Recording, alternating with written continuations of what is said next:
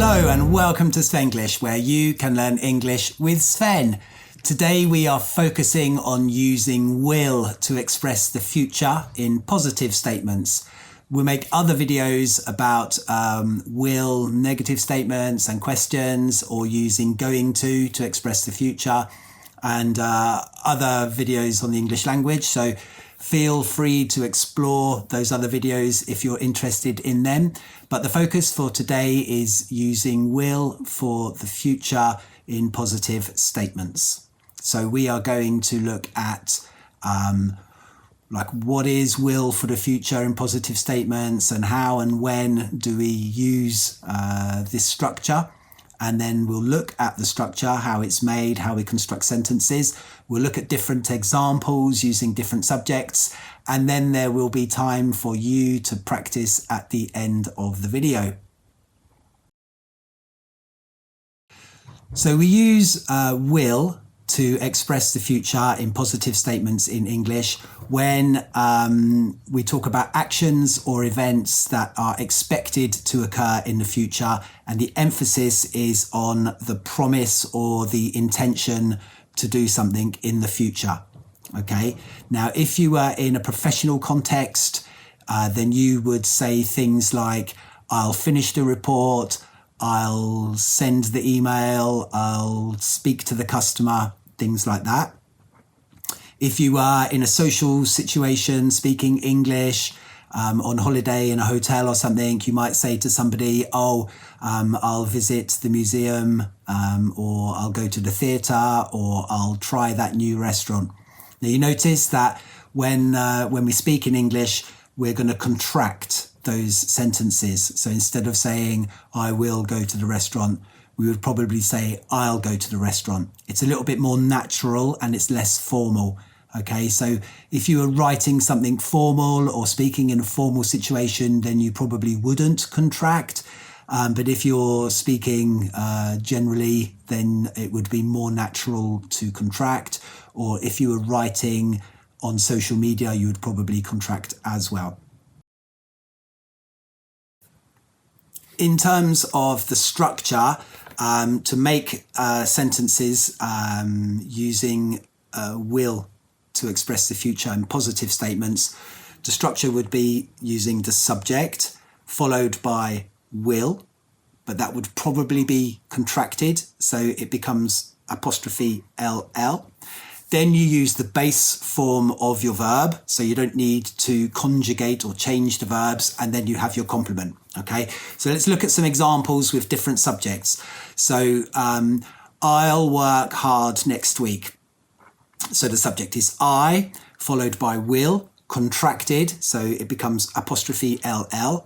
I'll work hard next week.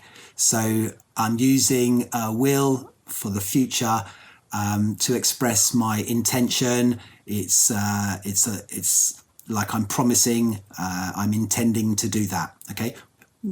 Will I do it or will I not do it? We don't know. That's not important. At the time of speaking, I'm expressing my intention to do that. Second example, he'll play football tomorrow.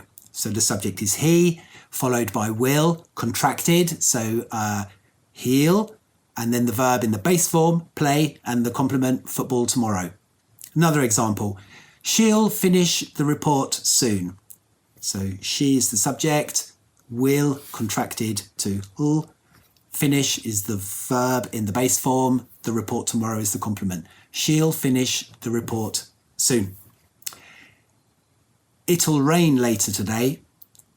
So the subject is it, followed by will, contracted to ul, the verb in the base form rain, later today is the complement. It'll rain later today. We'll study English together. So we is the subject, followed by will, contracted, and then study is the verb, and together is the complement. We'll study English together.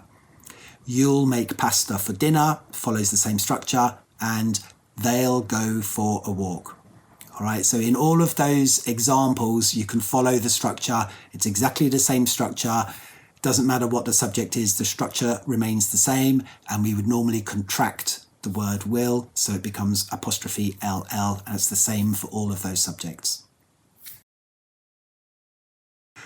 Okay, so now it's time for you to practice. All right, I will give you some sentences with the words in the wrong order, and I want you to remember that structure that we looked at. So you want to put the sentences into, like, put the words in the sentence into the correct order to express the future using will in positive statements. So we'll do 7, 1 for each subject type, and we'll do the first one together. So for example, next week, hard, I'll work. So we transform that, put the words in the right order. So we start with the subject is I, followed by will, contracted becomes I'll. Then the verb in the base form is work, and the complement hard next week. I'll work hard next week. That is my intention. Okay, now for you to try on your own. Number 2, tomorrow, football, he'll play.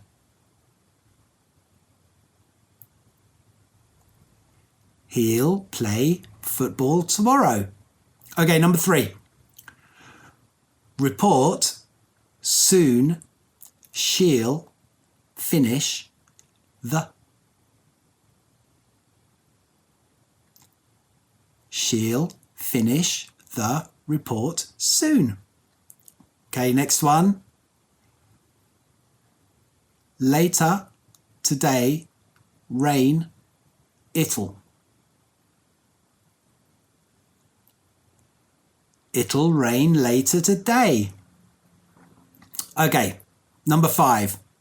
Together, study English, we'll. We'll study English together. 2 more. Dinner for pasta, you'll make. You'll make pasta for dinner. Last one.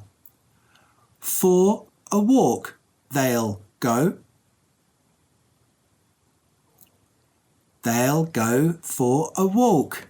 How did you get on? Did you get everything right? I hope you did. If you didn't, go back to the start, watch the video again, and then try again, okay?